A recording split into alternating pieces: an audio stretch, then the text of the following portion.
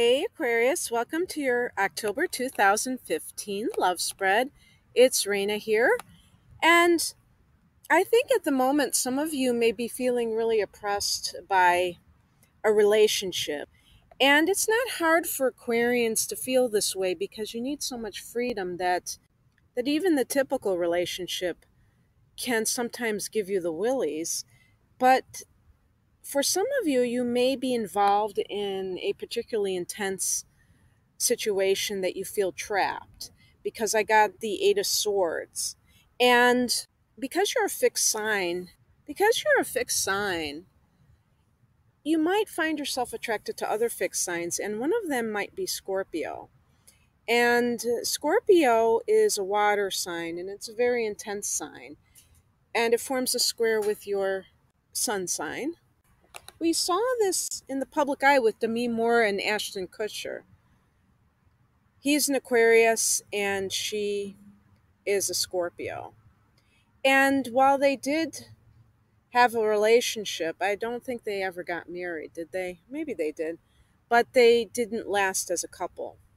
Water signs tend to be very demanding when it comes to other people expressing their devotion, and air signs run the opposite direction when someone makes demands on them to be more demonstrative in that area. So that would be a major roadblock. But whatever might be causing you to feel restricted, remember that this is really something within you. You're doing this to yourself. You are creating your own prison cell. And it's really not happening outside of you, believe it or not.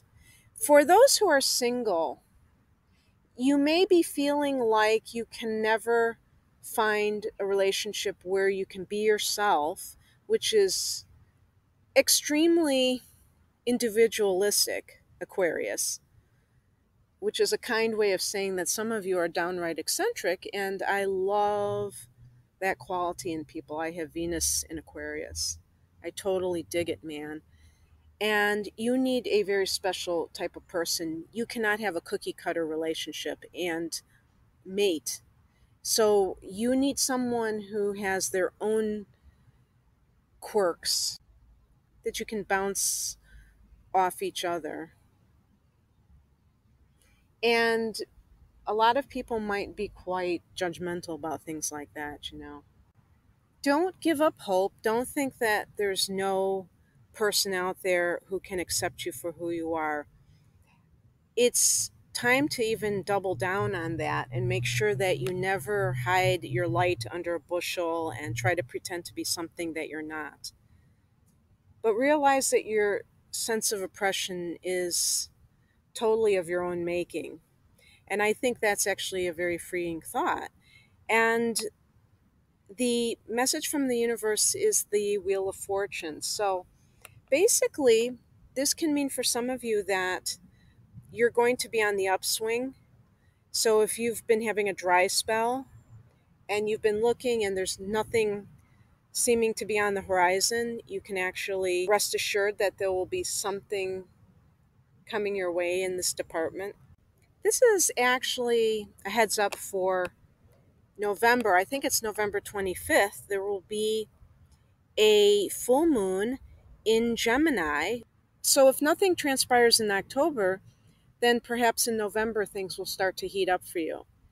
And for those who are in a long term relationship, it may be that you have to realize that there are cycles, and the Wheel of Fortune can mean that you relive this cycle over and over again. So if you're, let's say, you've been married for a long time and you go through periods where things are really rocky and then they seem to get better and then they get bad again, at a certain point, you have to decide how much longer you're going to put up with this sort of inharmony, even if it's not constant. Because there seem to be relationships, it seems like sometimes with toxic relationships, there is a period where it seems like everything is hunky dory and then it goes back to the toilet. So, but the Wheel of Fortune can actually mean that things are looking up. So I do see it as a positive card. And it's number 10, and October is a 10 month. 10 reduces to 1 in numerology, and it's the time of beginnings, and we are in an 8 universal year. So, interestingly, it is also a time of endings. There probably will be areas of your life that begin and others that kind of end their chapters. And then here's another 10, which is the 10 of Wands. And this is in terms of advice to you. The 10 of Wands relates to carrying a heavy burden. And sometimes this burden can be because you have a successful business. The Wands relate to fire signs. And so fire is associated with creativity and enthusiasm. So it's not anything that is negative, but it can be very overwhelming. And it can also mean that you might be enabling somebody. Maybe you're carrying somebody else's burden that doesn't belong to you. I find it interesting that the accompanying card, which is action step to take, is the Death card, another major arcana card, in addition to the Wheel of Fortune.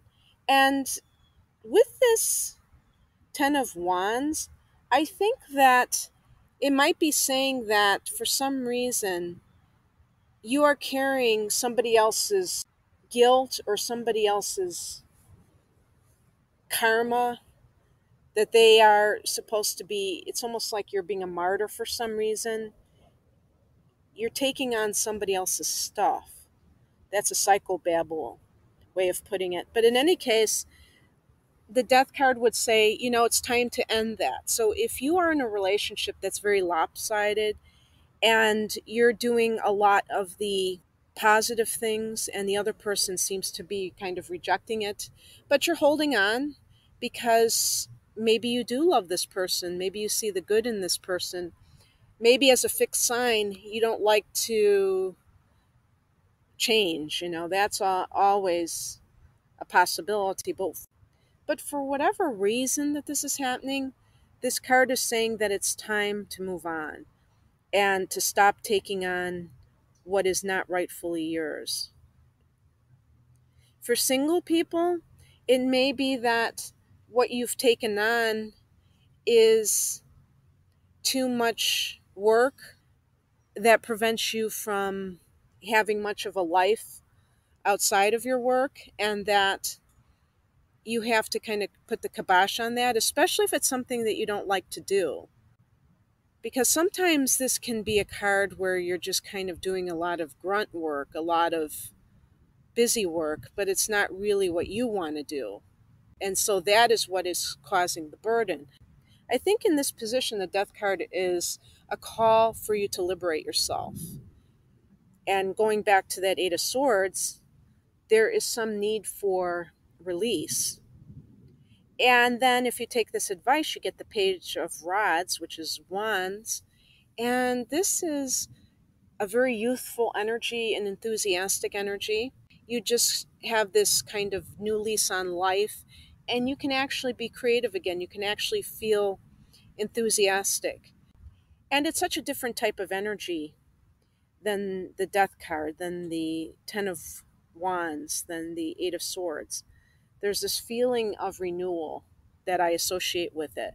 And so that's what I have for you for October, Aquarius. Of course, this is totally general. If you want something tailored to you specifically using your astrological data, which I really believe is helpful in nailing some of the more personal aspects of your forecast, hit me up below. I have a link to my love readings. Take care, you guys. Bye.